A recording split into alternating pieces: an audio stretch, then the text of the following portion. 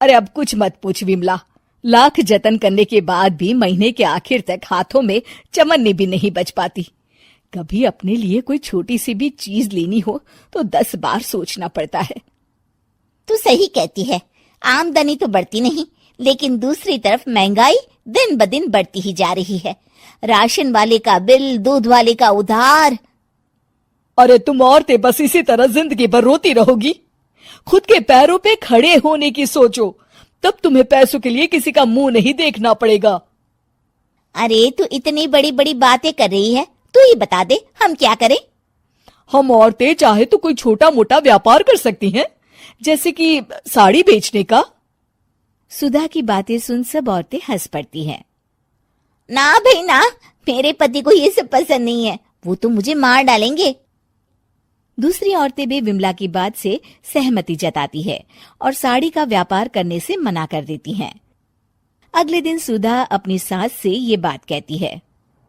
बस अब यही काम रह गया था, सारा दिन यही सब सोचती रहती हो।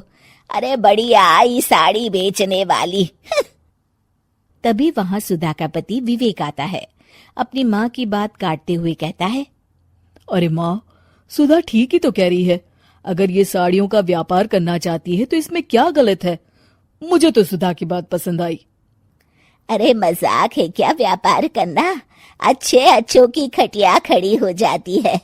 मैंने दुनिया देखी है। बेटा तुम लोग ज्यादा हवा में मत उड़ो, और फिर साड़ियाँ खरीदने के लिए पैसे कहाँ से लाएगा? तुम उसकी चिंता मत करो माँ, मैं देख लूंगा। अगले दिन विवेक अपने एक दोस्त से कुछ पैसे उधार लेकर साड़ी के कारखाने से बहुत सारी साड़ियाँ खरीद लाता है। ये लो सुधा, तुम्हारा ऑनलाइन अकाउंट बन गया है। अब लोग घर बैठे तुमसे साड़ियाँ खरीद सकते हैं। ये तो बहुत अच्छी बात है। हाँ, और इतना ही नहीं, मैंने इसमें सभी नई डिजाइन की साड़ियों की फोटो भी अपलोड कर दी है। अब बस तुम देखती जाओ। कुछ दिनों के बाद, नमस्ते, मुझे सुधा जी से मिलना है। ओहो, तू कौन है और मेरी बहू से तुझे क्या काम है? माँ जी, मैं सुधा जी से साड़ियाँ खरीदने आया हूँ। अरे बड़ा बेवकूफ है तू, इतना बड़ा मीना बाजार छोड़कर यहाँ साड़ी खरीदने आया है। तेरा ऊपर का कोई पेच ढीला है क्या? अरे माँ जी, आप नहीं जानती, आजकल ऑनलाइन का जमाना है, समय और पैसे दोनों की बचत होती है। तभी वहां सुधा आ जाती है। सुधा बिरजू को साड़ियाँ दिखाती है। क्या बात है सुधा बहन जी, आपके पास तो बहुत ही सुंदर सुंदर साड़ियाँ हैं। एक काम करिए, ये वाली दे दीजिए और ये वाली भी। छोड़िए, एक काम करिए, ये सभी ही दे दीजिए। सुधा की सास हैरान रह जाती है। अरे इतनी साड़ी का तू करेगा क्या? अरे माँ जी, मेरी बीवी पहनेगी। अरे कितनी बीवियां है तेरी? माँ जी आप भी ना, बीवी तो एक ही है। पहले तो मैं 2-4 साड़ियाँ लेने आया था, लेकिन अब पूरी 20 साड़ियाँ ले जा रहा हूँ। ये लीजिए सुधा बहन जी, आपके पैसे, चलता हूँ।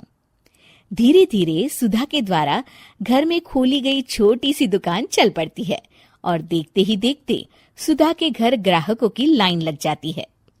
पैसों की आमदनी देख सुधा की सास की आंखें फटी की फटी रह जाती है।